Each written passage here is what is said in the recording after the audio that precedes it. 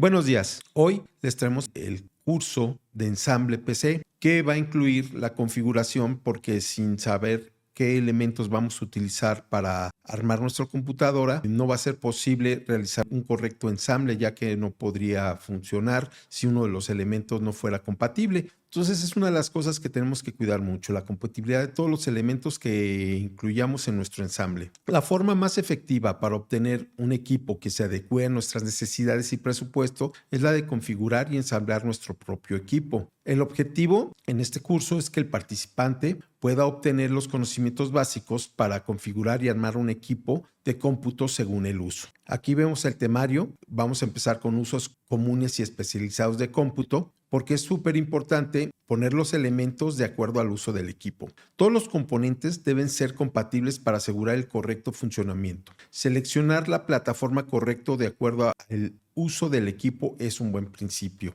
Entonces, aquí vamos a dividir en tres los usos comunes y especializados de cómputo. Vamos a empezar por el básico, que es para aplicaciones de ofimática, como por ejemplo el uso de Office, navegar en Internet, YouTube o puntos de venta, un uso muy sencillo. Con eso vamos a necesitar unos procesadores por el lado de Intel, por ejemplo un Celeron, un Pentium, y por el lado de AMD, un Ryzen 3. Vamos a utilizar los gráficos integrados de estos procesadores. Los gráficos integrados son los que vienen incluidos en el procesador. Entonces sí tenemos que buscar un procesador que tenga gráficos porque no todos tienen. Vamos a utilizar de 4 a 8 GB de RAM, un SSD de 120 a 500 GB y por lo regular se utilizan gabinetes genéricos. Como son equipos de bajo consumo, pues es recomendable una buena fuente, pero en ocasiones se utilizan ya las fuentes genéricas. Ahora, el uso medio. ¿Quiénes van a tener estos equipos? Se van a utilizar para programación, gamer de entrada, edición de videos y multimedia. Vamos a poder poner, por ejemplo, un Core i5, un Core i3, un Ryzen 5, un Ryzen 3, con gráficos integrados y con tarjeta de video de gama media. Vamos a utilizar de 8 a 16 GB de RAM, normalmente en Dual Channel. Siempre vamos a recomendar Dual Channel en cualquiera de nuestros equipos. Este Dual Channel consiste en poner dos memorias iguales para poder aprovechar el doble carril de funcionamiento. En el caso de poner 8 GB nada más, 2 de 4, y en el caso de 16, 2 de 8. Vamos a utilizar un SSD, por lo regular ya en este caso que sea de preferencia M2, de 500 GB a 1 tera, gabinete media torre y fuente de acuerdo al equipo. ¿Quién va a determinar el tipo de fuente, la capacidad de la fuente, de acuerdo a la tarjeta de video que usemos? Y si es un procesador de muy alta gama, pues tendríamos que utilizar una fuente con un poco más de watts. Pero como es un equipo medio, pues no es tan necesario hacer eso. Con la que nos pida la tarjeta de video, con eso podemos armar ese equipo. Ahora en avanzado, lo vamos a utilizar para diseño, videojuegos con mejor calidad, cálculos científicos, servidores. Ahí vamos a utilizar los Core i5K, el i7, el i9, el Ryzen 5X, el Ryzen 7, el Ryzen 9 y con tarjeta de video de gama alta. Sí, esto nos va a ayudar a tener una buena potencia de gráficos. Ya vamos a utilizar de 16 hasta 128 GB de RAM con un SSD de 1 o 2 teras, con algunos equipos como por ejemplo diseño o videojuegos que necesitemos una gran capacidad de almacenamiento, a lo mejor lo podemos acompañar con, además del SSD, un disco duro de alta capacidad de 5 teras o más. Gabinete mid o full tower, fuente de acuerdo al equipo, lo mismo va a ser de acuerdo a la tarjeta de video. Como son de gama alta, ya vamos a necesitar usar fuentes de mayor capacidad, un buen sistema de enfriamiento y vamos a ver que en estos casos de utilizar procesadores de alta gama, sobre todo los i7K y i9K y los Ryzen 9 de alta gama, ya podremos, además de la fuente de poder que nos pida la tarjeta de video, vamos a sumar unos 50 o 100 watts más por estos procesadores que son de alto consumo. Ok, sobre todo los de última generación, la 14ª generación de Intel. Bueno,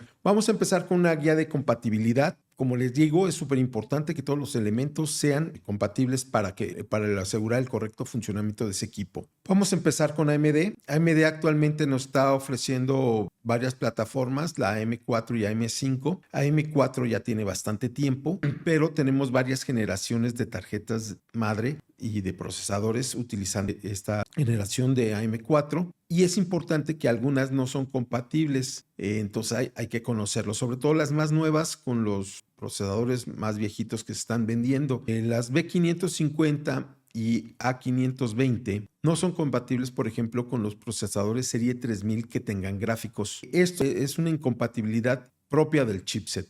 Pero algunas marcas les dieron retrocompatibilidad a las A520 y a algunas B550. Por ejemplo, todavía el Ryzen 3 3200G se vende mucho y no podemos utilizar una B550, por ejemplo, a menos que la marca le haya dado retrocompatibilidad. ¿Cómo lo podemos saber? Vamos a la página del fabricante con el número de parte y checamos los procesadores compatibles. Y ahí nos vamos a dar cuenta que a veces con una actualización de BIOS ya pueden ser compatibles. Las A520 al principio no eran compatibles y solo que tengamos una A520 con una BIOS muy antigua no va a ser compatible, ¿no? Pero ya por lo regular les están dando esta compatibilidad. A partir de la serie 3000 prácticamente todos los chipsets que no tienen gráficos integrados ya van a ser compatibles con las B550, por ejemplo, las X570.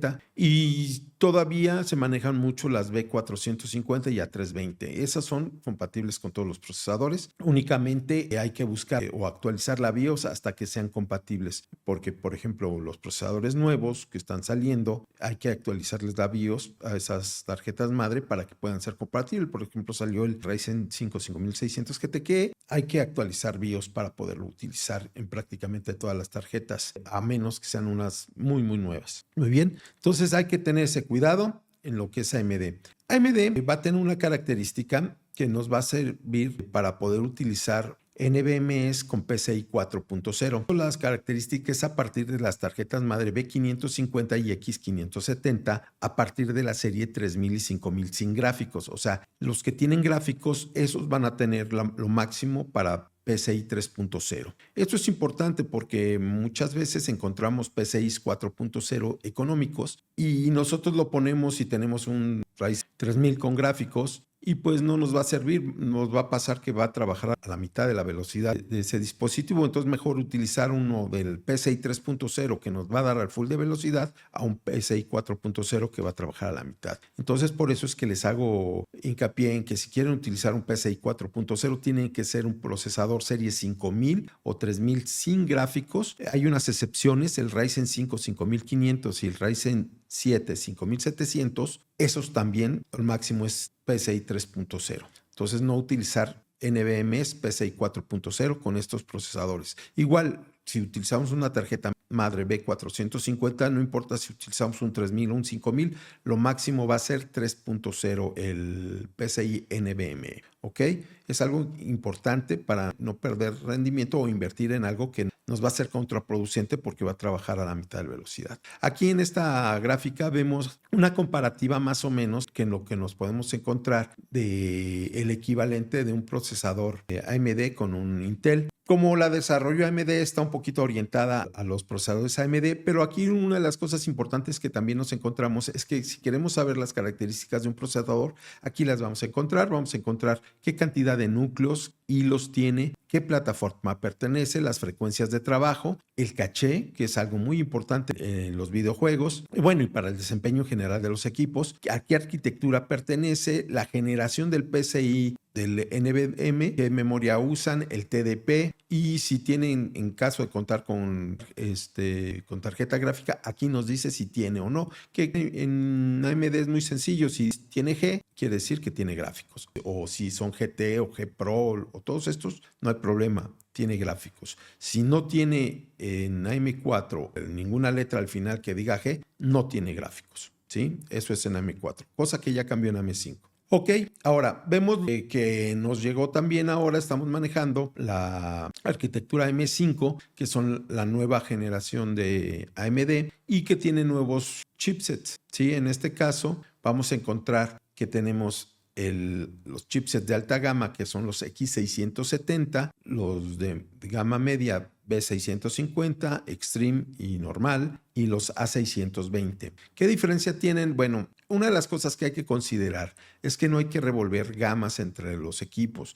Por ejemplo, si queremos utilizar un equipo básico, no vamos a ponerle una X670, ¿verdad? Entonces, si nosotros queremos configurar un básico, pues nos vamos a ir con una A620. Si tenemos uno de gama media, B650, y si tenemos uno de alta gama, la X670. Aunque la B650 Extreme también es una especie de gama media alta para un buen equipo. Sí, en el caso de AMD podemos utilizar una B650 hasta con equipos muy potentes. Bueno, aquí una de las características que vemos que es que también hay diferencia entre los PCI Express que podemos utilizar para tanto gráficas como para el NVMe. Vemos que los X670, el Extreme, soporta PCI 5.0 en las gráficas. Es el único, junto con los B650 Extreme, el X670 y B650 normal, utilizan PCI 4.0, que ahorita no es relevante porque lo máximo que hay tarjetas de video en la actualidad es hasta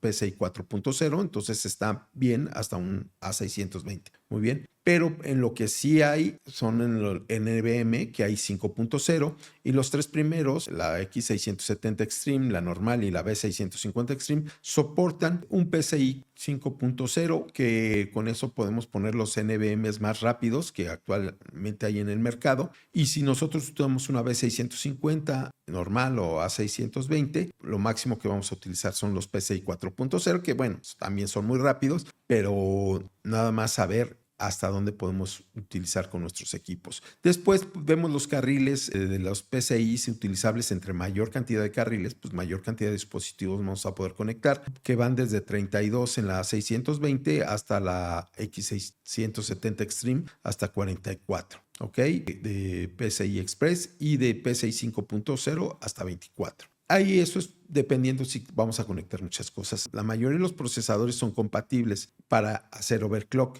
¿Cuáles procesadores no podemos hacer overclock? Los que digan Pro y los que digan X3D. Esos no se pueden hacer overclock. De ahí en fuera, todos los demás, utilizando una B650 o X670 de AM5, podemos hacer overclock. La A620 no, esa no se puede hacer overclock, sea el procesador que sea. ¿Ok? Entonces, para que considerar, si nosotros una de nuestras intenciones es hacer overclock, la A620 no la debemos utilizar. Todas pueden hacer overclock en RAM. ¿Qué quiere decir eso? Que nosotros le vamos a poder poner frecuencias más altas a la RAM de las que vienen configuradas en el equipo. Entonces, esa es una de las grandes ventajas de que mientras en la tarjeta madre diga soporta memorias de 7200, 8400, lo que diga, eso es lo que nos va a poder soportar. Eso es lo único que nos tenemos que fijar. No tenemos ninguna restricción de la velocidad de las memorias con AMD. Bueno, y aquí ya vemos que tienen USB hasta de 20 gigas. Lógico, las de gama alta tienen más. Los USB de 10 gigas, qué cantidad y qué puertos PCI 3. ¿Cuántos SATA ports soporta? Pues las X670 soportan lo doble de las B650 porque la X670 por lo regular son dos chipsets B650 juntos. Por eso tienen el doble de soporte. Muy bien, bueno, esto es a grosso modo lo que encontramos con las chipsets. Me extendí un poquito porque es muy importante saber diferenciar qué hace, qué capacidades tiene y qué soporte tienen los chipsets. Aquí encontramos los procesadores AM5 que están en el mercado y los que están saliendo todavía continuamente. Están saliendo ya unos procesadores que con la serie AM5 que terminan en F. En F ya estábamos acostumbrados que el Intel te avisa que no tiene gráficos. Como AMD anteriormente no tenían gráficos, los que no tenían ninguna letra al final, pues no había necesidad de diferenciarlos. Entonces nosotros actualmente ya tienen gráficos todos los procesadores AMD, aunque no te digan nada. ¿Cuáles son los que no tienen gráficos? Los que digan F. Y los que digan G quiere decir que tienen un acelerador de gráficos más potente que los que no dicen nada. O sea que son procesadores que podemos utilizar para tareas más complejas, videojuegos o ediciones de video, sin necesidad de utilizar una tarjeta gráfica, porque tienen muy buen rendimiento. Muy bien. Y aquí, bueno, vemos lo mismo, a qué equivalen con Intel y todas las características que podemos encontrar o que si tenemos duda, en esta tabla podemos encontrarlas considerando hasta los que han salido hasta el momento, que el más nuevo es el 8500G y 8400F. que son los últimos que han salido, ¿sí? Bueno, ahora, con AMD, las memorias hay que saber, dependiendo de la generación, cuáles son las frecuencias correctas. Porque pasaba con Ryzen, sobre todo con Ryzen 1 y Ryzen 2, que si le poníamos unas memorias con frecuencias muy altas, perdían rendimiento porque el Infinity Fabric que se utiliza para determinar las frecuencias de las memorias, para comunicarse más bien con el procesador, al exceder las frecuencias que soportaba el Infinity Fabric, tenía que bajar la velocidad a la mitad. Entonces, si tú le ponías memorias en la primera generación arriba de 3000, salía contraproducente porque el Infinity Fabric solo te trabajaba a la mitad. Entonces, hay que tener en cuenta, actualmente lo que estamos vendiendo es el Ryzen 3 3200G, todavía de esa generación de procesadores. Entonces, si vendemos un Ryzen 3 3200G, hay que tener en cuenta que el máximo de frecuencia o las frecuencias recomendadas son de 3200 MHz. Con AMD hay que utilizar, bueno, y con Intel también, el máximo de frecuencia que soporten para que tengan un buen desempeño, sobre todo el G que tiene gráficos, le vamos a poder sacar muy buen resultado. Si utilizamos 3200, por ejemplo, en vez de 2666, van a tener mejor rendimiento tanto en el proceso de datos y sobre todo en el de gráficos, ¿ok? El Ryzen de la serie 3000, ahí ya no tiene problemas el Infinity Fabric, entonces podemos poner, yo recomiendo las de 3600 MHz o mayores, las que podamos conseguir. Pongo 3600 como ideales porque son la frecuencia mayor precio-rendimiento que hay en el mercado. Entonces, es mucho mejor unas de 3600 que unas de 2933 o 3200 MHz. Entonces, para series 3000, 4000 con gráficos, 5000, todas esas series les recomiendo 3600 MHz o más. En la que son la serie 7000, que son AM5, que ya utilizan memorias DDR5, aquí vamos a utilizar, si la plataforma no lo permite, por lo regular, digamos que lo óptimo sería frecuencias de 6000 MHz. ¿Le podemos poner de menos? Sí, pero pues vamos a perder algo de rendimiento. Si le ponemos de más, también va a ser bien, pero también tenemos que fijarnos que las plataformas lo soporten, porque hay tarjetas madre que, por ejemplo, no soportan las memorias de 8400, y si compramos 8400 y van a trabajar en 6000, ¿para qué, verdad? Entonces, nada más fijarnos en ese detalle para poder comprar las memorias correctas. Y el punto dulce, vamos a decir, donde mejor te están trabajando las memorias, son de 6000 MHz. Y bueno, esto es para saber qué memorias utilizar en Ryzen. Ahora, esto es parte de lo que ya les había comentado. Aquí les estoy poniendo la gráfica, o bueno, los datos, donde en qué tarjetas madre podemos utilizar PCI 4.0, que es la B550 y X570 de lo que es AM4. ¿Y con qué procesadores? Con todos. Están aquí los de la serie AM4, están todos los que, bueno, en ese momento existían. Y nada más tenemos que considerar las excepciones, que son las series 3000 con gráficos y la serie 5000, excepto 5500 y Ryzen 7 5500, igual, las que tienen G no tienen PCI 4.0, y si son 5500 y 5700 tampoco tiene PCI 4.0, son excepciones, ¿ok? Entonces, teniendo en cuenta eso, por ejemplo, con una B550 y un Ryzen 5600X o 5600, sí podemos utilizar PCI 5.0, pero si tenemos una B550 y un Ryzen 5500, vamos a tener que poner máximo PCI 3.0 para que funcione de una manera correcta. Muy bien. Y lo que es AM5, el PCI 4.0 en todas las tarjetas madre y todos los procesadores lo soportan. Entonces no hay ningún problema con AM5 utilizar PCI 4.0. El problema es con el PCI 5.0, que ya se los mencioné. Bueno, y eso es lo que vamos a ver de AMD. Ahora vamos a entrar a las configuraciones de Intel. Sé que pues son bastantes datos, pero son lo que hay que saber porque tenemos que saber las dos plataformas. Ahora, para RAM para Intel no es tan sencillo como lo que hemos visto de AMD. Para RAM para Intel, por ejemplo, estamos manejando desde la 10ª generación hasta la 14ª generación. Entonces, si encontramos los chipsets 410, H470, 460 y H510. Si utilizamos un procesador de décima, hay que fijarnos en los límites del procesador, que son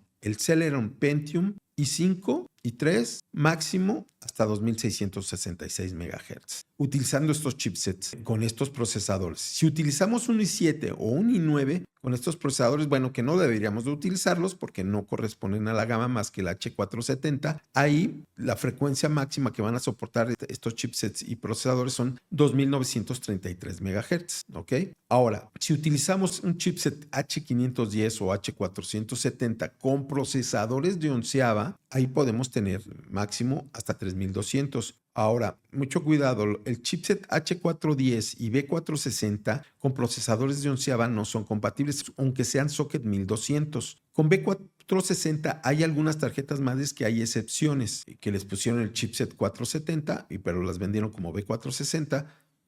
Y entonces nada más hay que fijarnos en las especificaciones de esa tarjeta madre, de las compatibilidades ya en la página del fabricante para saber si es compatible o no, ¿ok? Ese cuidado tenemos que tener si todavía hay tarjetas madre H410 y procesadores de onceava generación que no los debemos de mezclar en esta tarjeta madre, ¿ok? El chipset 560, Z490, Z590, a partir del 560 ya podemos poner el máximo de la tarjeta madre. Las memorias ya no vamos a tener estas restricciones del máximo 2666 con el procesador que sea, ya sea Celeron, Pentium, i5, i3, i7, i9. El máximo que nos diga la tarjeta madre, esas se soportan el overclock en RAM, entonces lo vamos a poder utilizar. Ahora, con la 12ª generación, 13ª y 14ª generación, el H610 vamos a tener la posibilidad de poner DDR4 y DDR5. Si es H610 con DDR4, el máximo va a ser 3200 MHz, no importa el procesador que sea. Y en DDR5, máximo 4800 MHz, igual. No importa cuál procesador sea. Ahora, con el chipset B660, Z760, Z690, Z790, vamos a poder utilizar el máximo que venga ahí en la tarjeta madre con las memorias, ¿ok? Con cualquier procesador. Muy bien, entonces esto es complicado, pero sí lo debemos de saber porque podemos armar un equipo incompatible o memorias que no bote el equipo porque pusimos, por ejemplo, un H410 con un procesador 11500 que no era compatible o un i5 11400 tampoco. Bueno, eso es la RAM. Ahora, para utilizar el PCI 4.0 en Intel, lo que tenemos que saber es que chipset y qué generación de procesadores. Los chipsets básicos en Intel no soportan PCI 4.0, soportan PCI 3.0. ¿Cuáles son los básicos? Por ejemplo, el 510, el 610. Esos no soportan. Y ahora, la 10ª generación tampoco soporta PCI 4.0. Entonces, si nosotros tenemos un equipo, por ejemplo, una B560 con un procesador de la 10ª generación, no vamos a tener PCI 4.0. Va a ser 3.0 lo máximo. ¿Ok?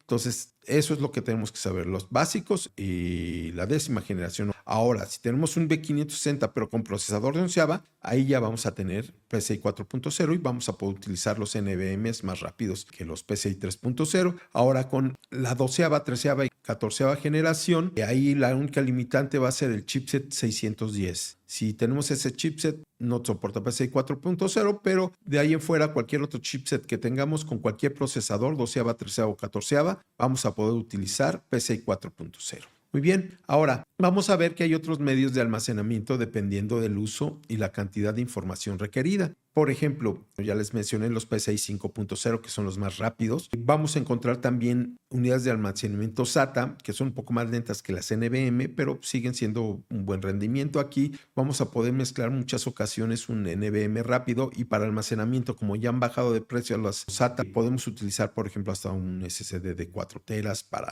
almacenamiento masivo. Y en M2 también hay SATA. ¿Cómo los podemos distinguir? Los NVMe nada más tienen una y los SATA tienen doble ranura. Entonces ya podemos saber que es protocolo SATA y ese SSD va a trabajar un poquito menos rápido. Después vemos los discos duros de 10, 12, 18 teras, lo que necesitemos para almacenamiento masivo. Si nosotros necesitamos guardar volúmenes grandes de almacenamiento, hay que combinar un SSD para el sistema operativo y programas de mayor uso y un disco duro para almacenamiento masivo.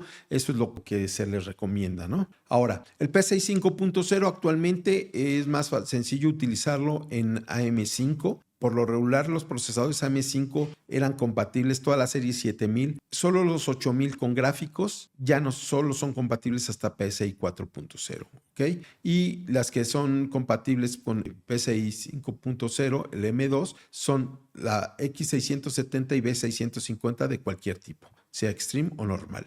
Y con Intel solo vamos a encontrar el PCI 5.0 en algunos modelos selectos de Z600, Z790. Esos son los que van a venir, pero tenemos que fijarnos que la tarjeta madre lo soporte porque el chipset de fábrica no viene habilitado. La habilitación la da el fabricante. Muy bien, nada más para que tengan ese cuidado. Ahora, aquí no hay que confundirnos, les he mencionado dos tipos de PCI Express. Uno es el que se refiere al M2, que aquí lo vemos, por ejemplo, la H610, sí soporta PCI 4.0, pero para la tarjeta gráfica. Y el PCI para el M2 es 3.0, entonces nada más para que sepan distinguir de lo que les estoy hablando, que en una parte les dije que era PCI 3.0 y en la parte de la tarjeta gráfica es 4.0, ok, nada más eso es para que lo consideren, por eso les puse esta imagen. Ahora, los conectores de alimentación, estos son el ATX, tienen formas rectangulares o trapezoidales alternadas. Uno es el de 24 pines, todas las tarjetas madre lo van a tener que utilizar. Ahora, después hay un conector ATX de 12 volts que es para el procesador. Normalmente era de 4 pines el ATX de 12 volts. Pero después se hizo ya extensivo o común de 8 pines. ¿Por qué? Porque el procesador necesitaba más energía para funcionar a frecuencias más altas. Pero actualmente ya está pasando que no nada más tienen 8 pines, también encontramos de 8 más 4 o 8 más 8. Entonces tenemos que comprar una fuente que tenga estos conectores para poder utilizarlos. Siempre es recomendable conectar todos los conectores porque si no, el procesador podría quedarse sin energía y tendría que bajar la frecuencia a trabajar. Pero vamos a perder rendimiento porque no tenemos los conectores necesarios para alimentar ese procesador. Ok, aquí por ejemplo les estoy poniendo un ejemplo de una tarjeta madre que tiene doble conector de 8 pines y una fuente de poder que aquí viene especificado de 2 CPU 4 más 4, o sea que viene en doble conector de 8 pines para poderse utilizar y por lo regular va a ser una tarjeta madre de media gama o alta que vamos a poder utilizar procesadores más potentes y no vamos a perder rendimiento, ¿verdad? Entonces, es una de las cosas que hay que considerar. Y nosotros vamos a ver que mucha gente quiere utilizar gabinetes genéricos y los gabinetes genéricos traen fuentes de poder genéricas que solo traen un conector de 4 pines. Entonces, vamos a tener que conectarlos así como está en la imagen. Entonces, dejamos sin conectar la mitad de alimentación. ¿Y qué va a pasar? Mientras sea un equipo de gama baja, no va a haber problema si va a encender, no hay problema. Pero si es un equipo de gama media, ya estamos hablando de un i5 y si lo ponemos a renderizar o lo ponemos a hacer algo pesado, muy probablemente en algún momento va a tener que bajar las frecuencias del procesador porque no recibe la suficiente energía para funcionar. Y si ese déficit de energía es muy grande, se puede llegar hasta apagar el equipo para protegerse. Muy bien, entonces lo recomendable es si la tarjeta madre tiene el conector de 8 pines, hay que utilizarlo. Y si estamos utilizando un procesador a partir de gama media de un i5 o Ryzen 5 alta, indispensable que estén conectados, ¿verdad? Si utilizamos uno de gama baja, bueno, podría funcionarnos, pero con la salvedad de que podríamos llegar a tener problemas o vamos a perder rendimiento por no hacer las cosas bien. Entonces, ya no hay pretexto para no comprar una fuente que tenga esos conectores. Por ejemplo, esta fuente Game Factor a partir de 600 pesos aproximadamente, ya la encontramos que tiene esos conectores, además de ser 80 Plus, que tiene una mejor certificación de eficiencia, que va a tener un menor consumo de energía, aún conectando el mismo equipo que si ponemos una genérica, ¿sí? Nos van a ayudar a ahorrar energía las fuentes certificadas. Ahora, conectores y periféricos. Aquí ya vamos a ir conociendo los conectores. Otras cosas que tenemos que conectar son los USB 2.0, los USB 3.0. El 2.0 lo vemos aquí en el conector blanco, el USB 3.0 en este conector azul, que son USBs más rápidos que si el gabinete tiene ese conector frontal en el USB 3.0, vamos a utilizarlo. Hay gabinetes nuevos que tienen USB tipo C en el panel frontal, entonces necesitamos que nuestra tarjeta madre tenga este tipo de conector tipo E para conectar ese conector tipo C en el frontal. ¿ok? Los otros conectores son los SATA, los que están aquí para conectar discos duros, quemadores, todo lo que sea cualquier periférico SATA, ahí lo vamos a poder conectar. Audio siempre va a estar del lado izquierdo hasta abajo por lo regular. Ahí vamos a conectar el audio frontal, el de comunicación, si tenemos un puerto serial. El TPM, Trust Platform Module, es para poder conectar un módulo TPM que si nosotros utilizamos BitLocker, podemos utilizar ese módulo TPM para cifrar el contenido de nuestros discos duros y que solo se puedan leer en este equipo. El System Fan para los ventiladores que utilicemos en el chasis. Y bueno, hay otros USBs, pilas y jumper. El jumper es para restablecer o darle el clear MOS. Se mueve y luego se regresa. Muchas veces ya es un botón. La pila es para conservar la hora. Si de repente perdemos la hora, es que nuestra pila ya no está funcionando y entonces hay que reponerla. Ahora, los slots de memoria. Los slots de memoria por lo regular vienen en dos colores para que podamos utilizarlo por canales. ¿Esto qué quiere decir? Bueno, anteriormente se utilizaba mucho el Quad Channel en lo que Threadripper y la serie Extreme de Intel, que utilizaban Quad Channel. Ya no son tan comunes o tan comerciales. Entonces, lo que utilizamos sí son Dual Channel. El Dual Channel, por ejemplo, en este caso que nos lo están marcando de una azul y de una blanca, no es para que pongamos una azul y una blanca, no, porque entonces estaría trabajando nuestro equipo en Single Channel. Perderíamos un canal de 64 bits. Cada canal de comunicación de la memoria al procesador es de 64 bits. Si nosotros tenemos Dual Channel, tenemos 128 bits. Entonces, si nosotros colocamos malas memorias, por ejemplo, utilizamos en el azul y en el blanco, van a estar en el single channel. Entonces, aunque tengamos 16 gigas, solo se van a comunicar por 16. Pero si utilizamos el dual channel, las dos en el azul o las dos en el blanco, bueno, que en este caso serían las dos en el blanco, lo correcto, ahí vamos a tener 128 bits de comunicación. Entonces, los datos le van a llegar mucho más rápido al procesador.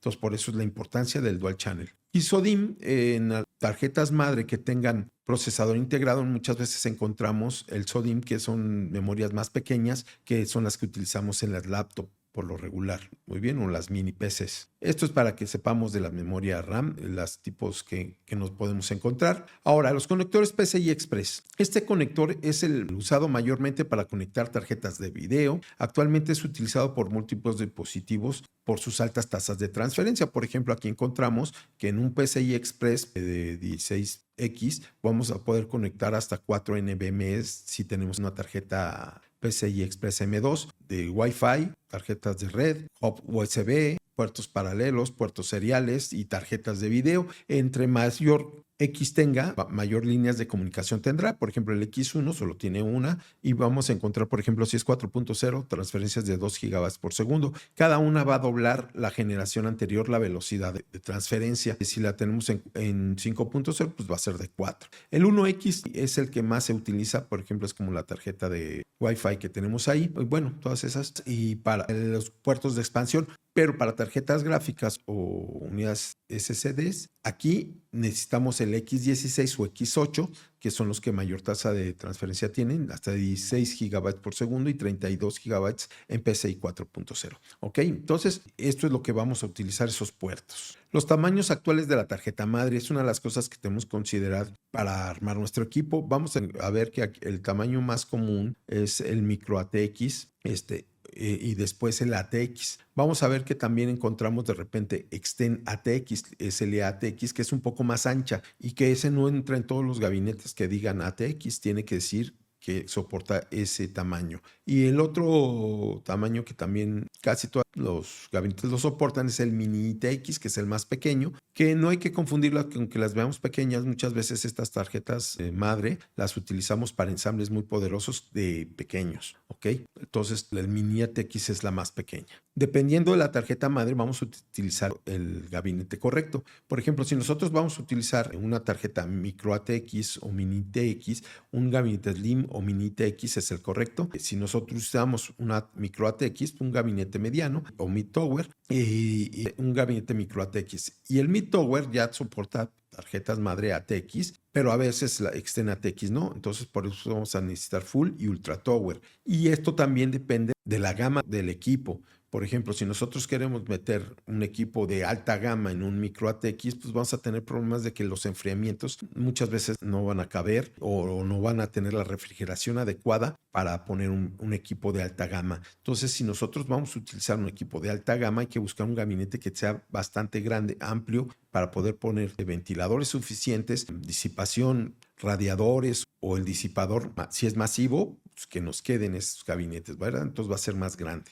Aquí vemos cómo quedaría, por ejemplo, en un gabinete, pues una mini TX, una micro ATX y una ATX, y en un gabinete full tower como este, pues queda mucho más pequeño, o sea, queda bien. ¿Por qué? Porque aquí ya tienen espacio destinado para los sistemas de enfriamiento. Sí, por eso los full tower nos sirven para eso. Ya que una vez que tengamos estos equipos, una de las cosas es considerar siempre el flujo de aire recomendado, que pongamos en buen sentido todos los ventiladores que le coloquemos a ese equipo. Por ejemplo, siempre debemos de priorizar que el aire caliente tiende a subir. Entonces, nuestro equipo de abajo y de enfrente va a recibir aire fresco. Si nosotros lo ponemos sacando aire ahí, pues no nos va a servir de nada. O si ponemos metiendo aire arriba, pues vamos a impedir que el aire siga su flujo correcto, que es ascendente. Entonces, siempre tenemos que considerar que para meter aire utilizamos el panel frontal, sobre todo el inferior, y el panel superior y trasero para sacar aire. No sé si se han dado cuenta que algunos gabinetes tienen la fuente de poder arriba y una fuente de poder abajo. Bueno, pues eso también nos habla hasta de la gama del equipo. Si la fuente de poder está arriba, quiere decir que el equipo va a ser de gama baja, que no genera mucho calor, inclusive utilizan la fuente de poder para extraer un poco de ese calor. Pero si nosotros tenemos un equipo de alta gama y utilizamos esa configuración, corremos el riesgo que todo el calor que genera ese equipo se vaya a la fuente de poder y se sobrecaliente la fuente de poder. Y es el peor elemento que debemos de sobrecalentar,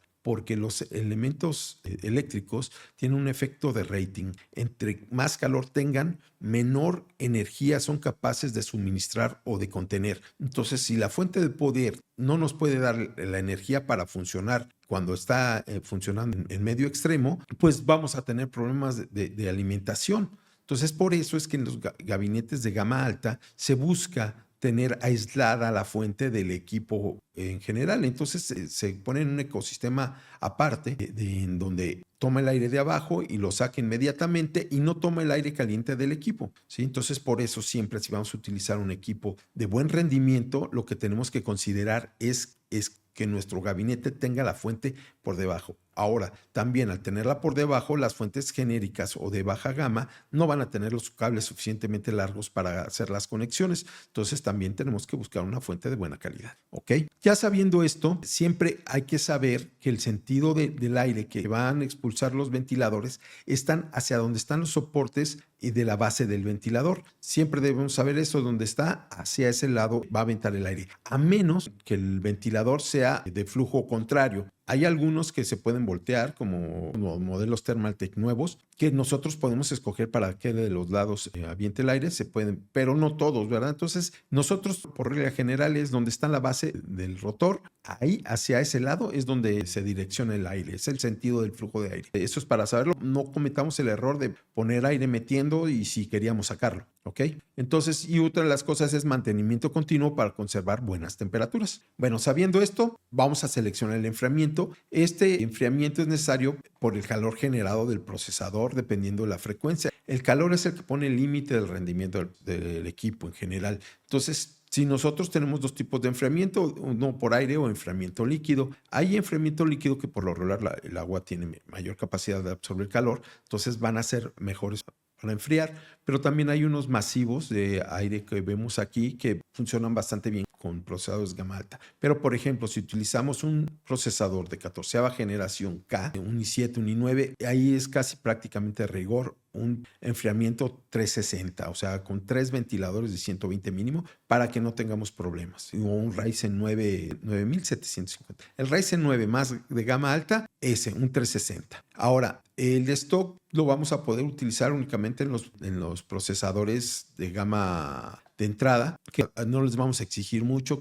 va a ser un uso básico, entonces no tenemos problema, pero ya un gama media, un gama alta, necesitamos refrigeración para tener un buen rendimiento de ese equipo. El enfriamiento de torre también tenemos que considerar la RAM. Vean aquí lo que nos pasa si ponemos muy grandes y pensamos utilizar este tipo de enfriamiento, que se pueden mover y todo, pero muchas veces al mover este ventilador, la torre no cierra, ¿verdad? Entonces tendríamos que quitarlo. Son detallitos que tenemos que considerar. Hay que buscar un gabinete que sea ancho para que pueda entrar este tipo de enfriamiento. Cuando nosotros coloquemos un enfriamiento líquido, un IO, que son all-in-one, una de las cosas que tenemos que considerar siempre es que lo coloquemos donde lo coloquemos. La bomba, que es la que está por lo regular en el procesador, nunca quede por arriba del disipador. Por ejemplo, esto está bien, ¿por qué? Porque aquí está la bomba y la parte más alta del disipador está por encima de esa bomba. Y en el otro vemos que está el procesador aquí y abajo está el enfriamiento. Al hacer esto, ¿qué pasa? Por muy sellados que sean, siempre el equipo va a tener un poco de aire. Entonces siempre se va a ir a la parte más alta. Y si ese aire está en donde está la bomba va a perder fuerza para bombear, va a tener un fenómeno que se llama cavitación, en donde va a estar girando libremente en algunas ocasiones y va a empezar a hacer mucho ruido luego, y en un poco tiempo nos va a fallar ese equipo. ¿Por qué? Porque no está bombeando bien y no va a enfriar bien ese equipo, y además de que va a hacer mucho ruido. Entonces siempre hay que buscar que el punto más alto de nuestro equipo de enfriamiento esté por arriba del nivel donde está el procesador. Hay algunos enfriamientos de agua MSI, por ejemplo, que la bomba está en el radiador y ahí sí no hay problema de colocarlo así, pero tendríamos que saber identificar muy bien ese tipo de radiador. De ahí en fuera, utilizar el que debemos. Ahora aquí es nada más una recomendación del flujo de aire. ¿Qué pasa con el flujo de aire? Siempre hay que buscar que sea un flujo de aire positivo o neutro. ¿Qué quiere decir eso? Que la misma cantidad de aire sea la que estemos metiendo con ventiladores que la que estemos sacando cuando lleguemos a un rendimiento neutro. Si nosotros sacamos más aire del que metemos, vamos a encontrar que es una presión negativa. Si entra más aire del que podemos sacar, es una presión positiva. Si es una negativa, es que estamos sacando más aire del que está entrando. Por ejemplo, mucha gente pone los radiadores frontales sacando aire y también ponen los de arriba sacando aire y los de atrás sacando aire. Entonces, ¿por dónde entra el aire? Entonces, lo que hay que hacer es, como en la imagen izquierda, que el radiador, si la ponemos en la parte frontal, tiene que estar metiendo aire, y los de arriba y atrás siempre sacando aire. Si nosotros lo ponemos en sentido contrario, los de arriba, creamos un obstáculo para que el aire caliente fluya hacia arriba. Entonces vamos a crear unas bolsas térmicas aquí de aire caliente que no van a permitir que enfriemos correctamente el gabinete y tengamos altas temperaturas en nuestros componentes. Ahora, la certificación 80 Plus, esta se refiere a la eficiencia, no es que estén certificadas que tengan mayor calidad, que sí tienen mayor calidad. ¿Por qué? Porque para tener una eficiencia alta tienes que ponerle componentes de mayor calidad. Entonces, aquí hay varias certificaciones que dicen 80 Plus, hay bronce, plata, oro, platinum y titanio y blanca. ¿Qué se refiere a ese 80 Plus? Bueno, cuando nosotros utilizamos una fuente de poder, la energía que le llega a esa fuente de poder es corriente alterna. ¿Qué quiere decir eso? Que es alterna, son 127 volts que están alternándose de polaridad, positivo, negativo, positivo, negativo. Y nosotros, para los componentes que alimenta el equipo, necesitamos 12 volts, 5 volts, 3.3 volts de corriente continua, que no cambian de polaridad. Entonces, eso es lo que hace la fuente, pasa la energía alterna a energía continua y disminuye el voltaje de 127 volts a 12 volts, 5 volts y 3.3 volts. Y al hacer esto, no toda la energía que convierte a continua se transforma. Hay una pérdida de energía en forma de calor. Se genera calor, se calienta y se pierde energía. En el caso de una fuente 80 Plus, nos está diciendo que el 80% de esa energía que se convirtió va a ser aprovechable y solo el 20% se va a desperdiciar en forma de calor. Si nosotros utilizamos una fuente genérica, a veces no están certificadas, no tenemos idea de cuánto va a convertir, pero si llegan al 60% es muchísimo. O sea, a veces están en el 50 o 40%. Entonces, por eso es que una fuente genérica va a gastar más energía que una certificada. Ahora, entre mayor sea su certificación, vean, por ejemplo, aquí desde el 82 al 85% es la que se convierte, hasta llegar a la Titanium, que hasta el 92 y 94% es la que se convierte y solo se desperdicia el 6%. Teniendo en cuenta los costes de energía, si nosotros utilizamos una computadora mucho tiempo, el tener una fuente genérica nos puede alterar o afectar bastante el consumo en nuestra casa o en nuestro negocio. Si nosotros tenemos una fuente certificada, nos va a disminuir, ¿sí? Y no es poca cosa, sobre todo que muchas veces no nada más hay una computadora, hay varias. Entonces, eso nos va a ayudar en el gasto de energía, tener una fuente certificada, además de tener mayor calidad porque tiene mayores componentes que hacen que sea mucho mejor la fuente. ¿Ok? Entonces, las características para elegir una fuente es que los watts que entregan son suficientes para el equipo. Eso es lo que necesitamos saber, cuántos watts necesitamos. Que tenga conectores suficientes y cables largos, contar con protecciones contra diversos tipos de fallo. Eso es lo de las fuentes de buena calidad, tienen esas protecciones. Certificaciones de eficiencia y seguridad y modelos modulares y semimodulares. Quiere decir que los modulares no traen instalados todos los cables, solo los de energía. Ya de ahí, la semimodular va a tener los básicos para funcionar. El ATX de 24 pines y de 8 pines. Y todos los demás, dependiendo de lo que utilicemos, es lo que vamos a poner. Y una modular o full modular, solo vamos a conectar los que necesitemos, ¿ok? Entonces, son el tipo de fuentes que podemos encontrar. La que determina ¿qué fuente vamos a utilizar? Por lo regular es esto, la tarjeta de video. Es una tarjeta de expansión que sirve para procesar y otorgar mayor capacidad de despliegue de gráficos en pantalla, por lo que libera al microprocesador y a la memoria RAM de estas actividades. ¿Qué equipos necesitan tarjetas de video? Bueno, los que tengan mayor rendimiento de gráficos.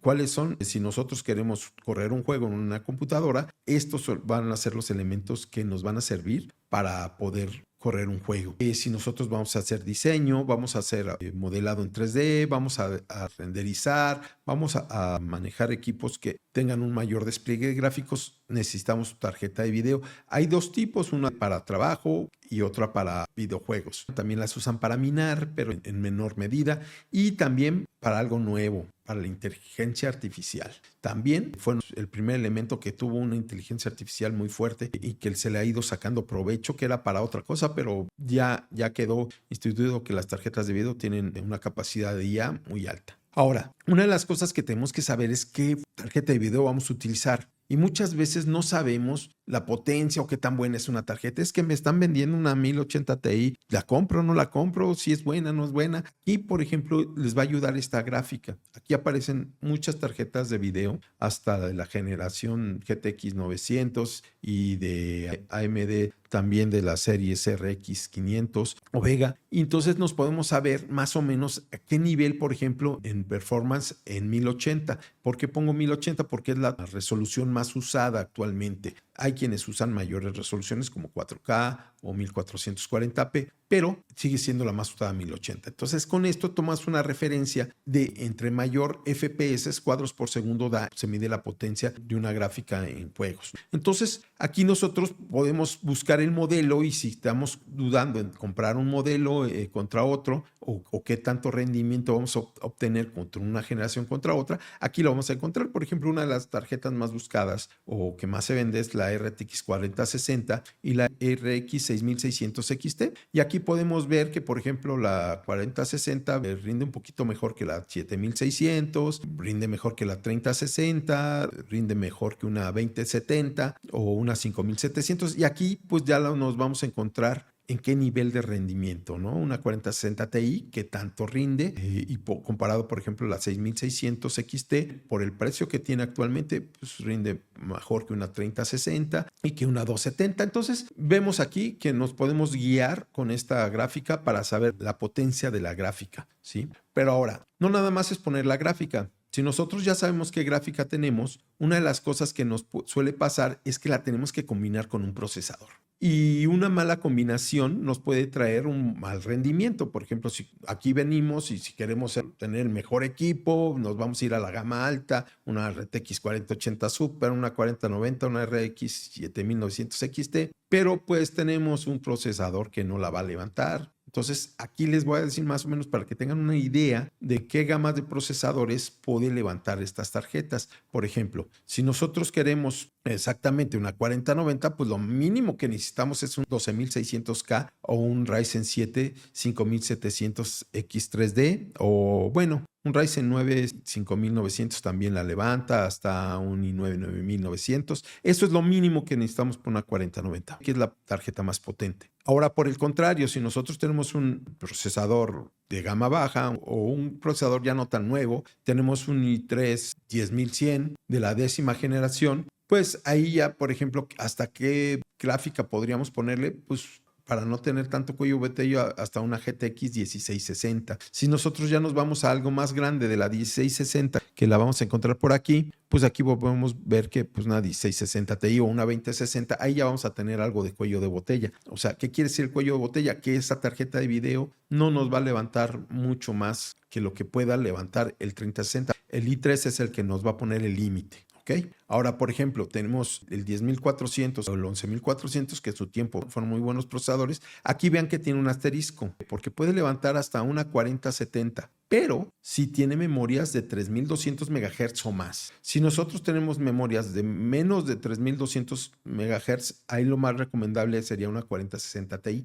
¿Por qué les digo esto? Porque en esa generación empezó a afectar muchísimo el rendimiento por las frecuencias de RAM, sobre todo en juegos. Entonces, estos son unos procesadores que debemos de buscar ponerle memorias de 3200 MHz o más para poderle sacar el rendimiento y pueden levantar una 4060 Ti, 4070 sin problema, una 4060 Ti si no tenemos esas memorias, ¿no? Entonces, aquí nos podemos ir guiando y creo que va a ser de mucha ayuda para que lo armen. Por ejemplo, si nosotros tenemos un Ryzen 5 5500, yo tengo ese procesador, está en muy buen precio, tiene muy buen rendimiento. ¿Hasta qué gráfica le puedo poner? Bueno, yo me iría hasta máximo una 4070 y si tenemos muy buena RAM y todo esto, o una 6900 XT. Ahora, si quiero saber qué otras tarjetas son, pues aquí nada más me voy a la RTX 4070 y aquí me fijo que, oye, me levanto una 3080, pues sí, porque aquí está, ¿verdad? Una 7700, una 7800 XT, pues no, ya no es recomendable. Ya es mejor que te vayas por un Ryzen 5600X, por ejemplo, ¿no? El Ryzen 5 5600X,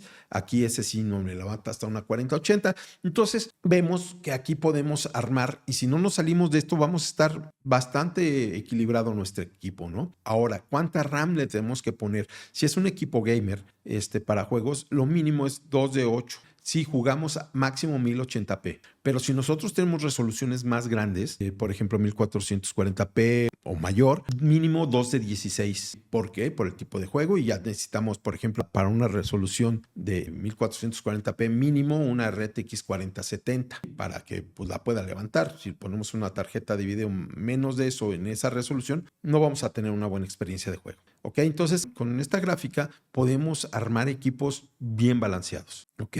Ahora, queremos lo máximo, pues una 4090 con un i9 o un i7 de 14ª, 12ª o 13ª o con el procesador rey de los videojuegos, el Ryzen 7 7800X3D. Todas las series 7000 son capaces de levantar lo que han salido a partir del 7600 pues hasta una 4090. Muy bien. Ahora, ¿cuánta energía aportan las tomas de PCI? Las tarjetas de video, el PCI Express les aporta 75 watts, el conector de 6 pines 75 watts, el de 8 pines hasta 150 watts. Entonces, actualmente ya vean, hay equipos que nos piden hasta 4 conectores de 8 pines, por eso crearon el conector de 12 pines más 4.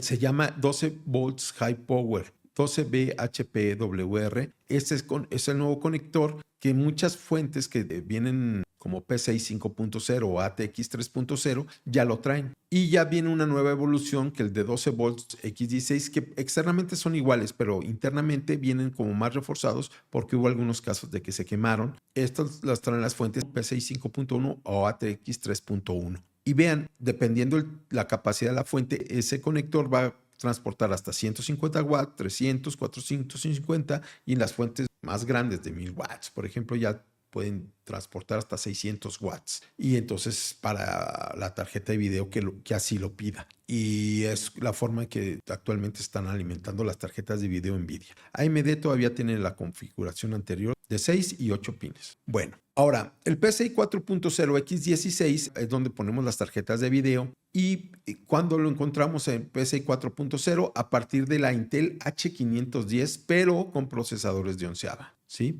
Y en AMD, a partir de la B550 con series 3000 y 5000 sin gráficos, excepto los que ya sabemos, 5500 y 7500, ya traen soporte de PCI 4.0. Esto es importante para las tarjetas de video más nuevas, ¿ok? Bueno, ahora ya sabiendo todo esto, vamos a ver, ya que escogimos los elementos correctos y ya vamos a ensamblar el equipo, qué es lo que tenemos que hacer. Una práctica que es bastante recomendable, aunque los equipos vienen cada vez más protegidos contra la electricidad estática, es aterrizarnos, que tocar un pedazo de metal aterriz, que esté directo al suelo, un marco de puerta, las patas de mesa, cosas así que sean metálicos, lo tocamos y nos descargamos para evitar un problema, ¿no? Esa es una opción. Antes se utilizaban hasta pulseras antiestáticas, pero les digo, realmente los equipos actualmente vienen bastante protegidos, pero no hay que confiarnos. Si es una buena práctica, desenergizarse. Después, una de las cosas que no debemos olvidar, la placa trasera de la tarjeta madre, el IO Shield, es uno de los primeros elementos que debemos de colocar, porque si no lo colocamos y colocamos la tarjeta madre antes y todo lo demás, al final ya tenemos que desarmar todo para poner. Hay muchas tarjetas madre que ya lo traen integrado. Bueno, pues esa no hay problema, pero las que lo tengan es una de las cosas. Ahora, el segundo paso es, en caso de que no le incluya la fuente de poder, nosotros podemos colocarla antes. Después, la tarjeta madre, previo el acomodo de los cables de energía y conectar los postecitos necesarios de acuerdo al tamaño de la tarjeta madre. El procesador lo podemos conectar inclusive hasta antes de poner la tarjeta madre, ponerlo en el gabinete y poner la pasta térmica. Si es un procesador por aire, se puede poner hasta antes de poner la tarjeta madre. Si es de agua, pues yo se los recomiendo después. El disipador conectado al CPU fan según el disipador. ¿Ok?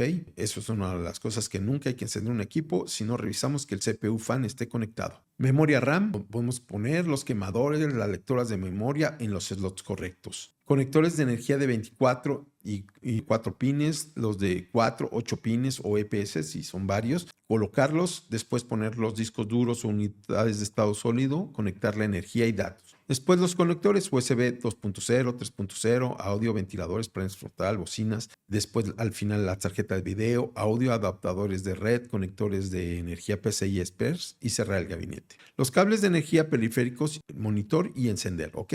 Bueno, esto es para que tengan los pasos. Ahora, ya para hacerlo, después de habernos desenergizado, de acuerdo al tamaño del gabinete, buscar los postes separadores de la tarjeta madre. Están por lo regular guardados en las tapas laterales, viene una cajita y aquí vienen marcados. En donde diga A, si nuestra tarjeta madre es ATX, aquí vamos a encontrar la A en la perforación y entonces todos esos postecitos deben de tener esta. Por ejemplo, este postecito se debe utilizar con ATX, micro ATX y extern ATX. O sea, solo en ITX no se utilizaría. Entonces aquí buscamos, ponemos estos postecitos y ya que estén todos estos postecitos ya vamos a poder poner la tarjeta madre. Ahora, una de las cosas que no sabemos, pero que es bueno que nos enteremos, es que estos postes no siempre traen la misma rosca. En ocasiones vienen con cuerda estándar, como estos que están del lado izquierdo, y a veces vienen con cuerda fina. Y por lo regular traen de los dos tornillos los gabinetes porque se utilizan para el quemador y otros se utilizan para el disco duro. Entonces nos podemos confundir y si nosotros metemos uno de cuerda estándar en una cuerda fina, pues ¿qué pasa? Pues se va a trabar y al ratito que queramos sacarlo, pues nos vamos a traer el poste y podemos hasta dañar nuestra tarjeta madre. Entonces tenemos que tener cuidado. Es muy sencillo. Cada que voy a armar yo un gabinete, lo que hago es probarlo. Son fino y aparto cuerda fina.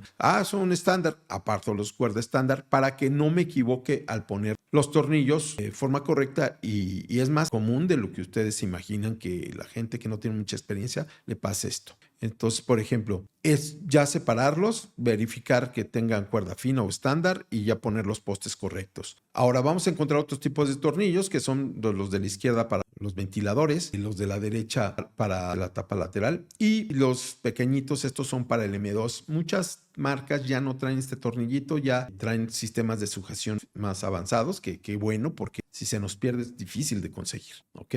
Colocar fuente y gabinetes con tornillos estándar, colocar la placa trasera y en el gabinete. Es lo que les comentaba, que antes de empezar tenemos que conectar esta plaquita trasera y colocamos la fuente. Muchas veces, si es modular, podemos ya ir viendo de qué cables vamos a utilizar para irlos pasando antes de colocar los otros elementos y que no sea más sencillo. Colocar el procesador, cuidado al orientar y sin tocar los pines. Por lo regular traen siempre un triangulito. Vean, aquí está marcado, por ejemplo, este es un Intel Core i7, está aquí marcado. En AMD, aquí vean en el Ryzen, también traen este triangulito y lo traen reflejado también. Vean aquí donde nos está marcando que ahí es el triangulito. Entonces nada más con que lo pongamos ahí, este triangulito, que coincidan, va a quedar. Con Intel, aparte de este triangulito, tiene estas dos muescas que son semicirculares y que van a estar pues aquí marcadas en el socket. Entonces es muy poco probable que nosotros podamos meterlo mal, aunque sí se puede. Si nos esmeramos, lo vamos a hacer mal y no va a encender el equipo. Entonces hay que buscar que esté bien colocado antes de cerrarlo y nunca tocar los pines de la tarjeta madre, porque es causa de que tenga fallas ese equipo y que no hay garantía. Vienen siempre tapadas las tarjetas madre, nunca se quita esa tapa hasta que se pone el procesador, se cierra el anclaje y solita bota. Lo que hay que tener cuidado es no tocar los pines, porque también son delicados. Se levanta se busca, aquí está el triangulito, aquí está este triangulito, aquí lo ponemos. Siempre hay que dejarlo caer voluntario.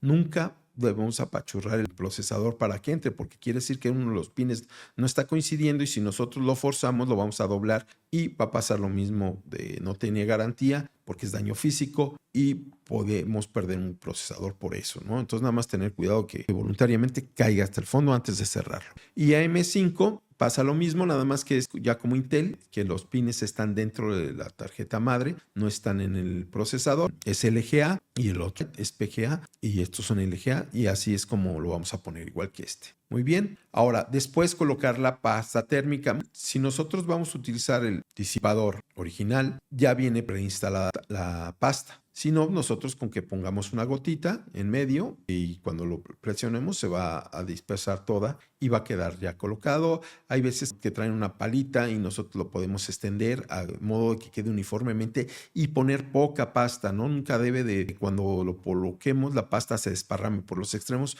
porque entonces esta pasta lo que hace es que microscópicamente, aunque nosotros veamos muy lícitos los metales de nuestro procesador y nuestro disipador, microscópicamente tienen pues como, ¿cómo diremos? No porosidades, sino que no están 100% lisos. Entonces, al poner esta pasta, lo que hace es que estas imperfecciones, lo único que busca es que se queden parejas para transferir el calor directamente y hacerlo bien. Si nosotros ponemos mucha, creamos una capa que impide la disipación de calor. O sea que por eso tiene que ser lo más delgado posible, apenas para que esas imperfecciones queden cubiertas. Ahora, después colocar la RAM en los slots correctos y el SSD M2. La RAM siempre está orientada a esta muesca más hacia un lado que otro y eso impide que lo pongamos al revés. Se levantan las presillas estas para que entren las memorias. En algunas marcas se levantan de los dos lados y en esta, por ejemplo, debe ser Asus, que nada más se levanta de un solo lado. Se coloca la memoria de este lado y ya nada más al presionarla hacia abajo, ¡pum!, solita cierra la sujeción.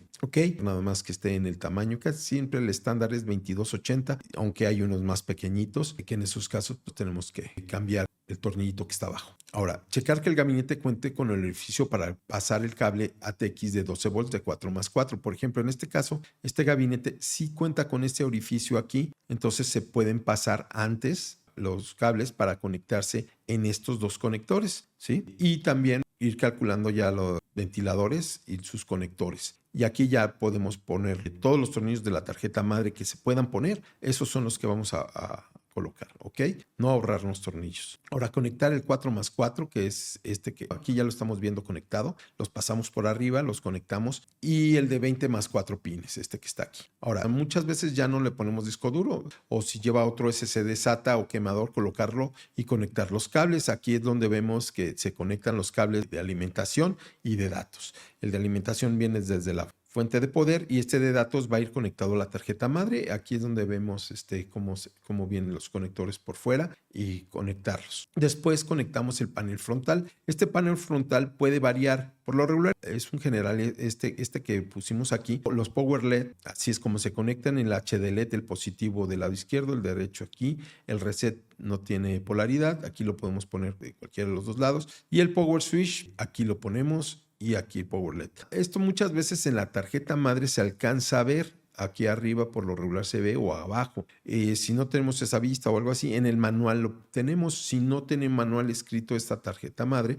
lo podemos bajar. Simplemente viene ahí un código QR, o bien tecleamos en la página del fabricante el modelo de nuestra tarjeta madre y ahí bajamos el manual, y ahí nos vamos a encontrar cómo se conectan el panel frontal, ¿no? Que consiste por lo regular del HD LED, reset switch, power switch y power LED. ¿Ok? Después ya se conecta el audio, que por lo regular viene del lado izquierdo abajo. Este audio es del panel frontal. Los USBs frontales también, esos ya vienen colocados en la parte de abajo o del lado derecho de la tarjeta madre. Ya los buscamos y colocamos los USBs. Esto es en el caso de tener USB 3.0, puede venir así o puede venir frontal. Lo podemos colocar. Y en el caso de tener un USB tipo C, este es el conector tipo E que conectamos para poder sacar un USB tipo C frontal. Esto va a depender de que nuestro equipo lo tenga, tanto la tarjeta madre como el gabinete. Después se colocan los ventiladores. Si se tiene refrigeración líquida, se instala cuidando el sentido de flujo de aire. Acuérdense que siempre, aquí por ejemplo, vean la parte más alta del radiador quedó arriba del procesador. Entonces, esto es una instalación exitosa de una refrigeración de aire. Y si se fijan, cuando lo ponemos en el panel frontal, como lo recomendamos, estos ventiladores van a estar metiendo aire, y si nos fijamos en el trasero está bien porque va a estar sacando el aire. La parte que detiene las aspas está del otro lado, entonces quiere decir que el aire se va a dirigir hacia allá. Y si lo ponemos arriba, igual, que esté para afuera. Y después, acuérdense que ahora existen iluminaciones. Hay dos tipos de iluminaciones, el RGB y el ARGB. Por lo regular, las tarjetas madres, sobre todo de media gama y gama alta, pues tienen de los dos. O sea, no debemos de confundirlos porque son diferentes voltajes. Si nuestro ventilador es RGB, tiene 4 pines para conectarse. Aquí nada más hay que buscar cuál es el positivo y el negativo y ya se ponen. Ahora, el ARGB siempre tiene 3 pines, es de 5 volts y tiene un pin de seguridad. O sea, el ARGB no lo vamos a poder meter aquí. ¿Por qué? Porque este pin no lo va a permitir. Pero ojo, el RGB sí lo podemos conectar mal, porque aunque no conectemos el de en medio, pues va a entrar y muy probablemente la iluminación se nos va a dañar. Entonces no queremos eso, no va a funcionar como debe de ser. Entonces nada más tener cuidado de no revolver el RGB con el ARGB. Muy bien. Ahora, colocar la tarjeta de video asegurando el clip del PCI X16, colocando los tornillos de la parte trasera y conectar los cables de alimentación. O sea, aquí siempre en la ranura PCI X16 al final viene un segurito. Este se baja para que pueda entrar la tarjeta de video o se recorre, dependiendo qué tipo de seguro tenga. Hay unos que ya tienen hasta un botón para liberarlo. Y ya una vez que tenemos colocada bien la ranura, se colocan los tornillos traseros. Siempre hay que asegurar todos estos para que tengan una buena conexión, y posteriormente la alimentación de la tarjeta de video. En este caso fueron 2 de 6 pines,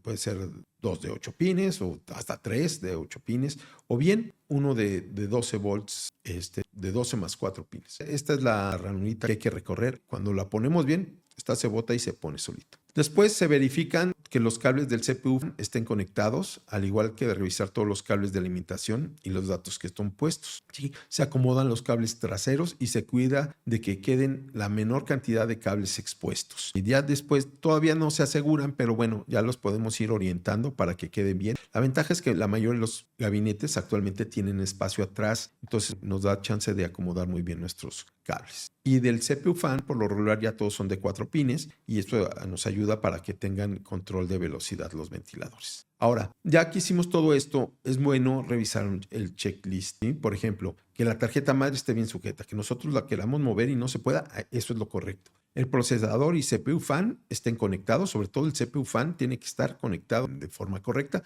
porque si la prendemos y no está conectado, se nos puede quemar el procesador. Sistema de enfriamiento esté bien conectado, firme, que esté todo bien, que los ATX de 12 volts estén conectados todos los pines. 20 más 4 también que esté bien sujetado, que no lo podamos quitar sin recorrer el segurito, no se debe de mover. USBs frontales 2.0 y 3.0 y tipo C, que los que tenga el gabinete y la tarjeta madre lo soporte, los utilicemos. Que el audio frontal esté conectado, el panel frontal bien conectado, ventiladores, flujo correcto, lo revisamos. Ay, sí, me equivoqué, este ventilador lo puse al revés. Bueno, pues ahí es donde lo movemos. Que el RGB, que estén conectados a RGB y a RGB sin errores. La RAM que esté puesta, bien sujeta, los SSDs y almacenamiento, la tarjeta de video, se verifica que esté bien y el acomodo de cables. Y después de que revisemos todos estos puntos, pues ya podemos hacer el temido primer encendido, ¿verdad? Porque es la expectativa de prenderá o no prenderá. Pero si revisamos todo esto, casi seguro le vamos a dar clic al botón y va a encender el equipo. ¿Ok?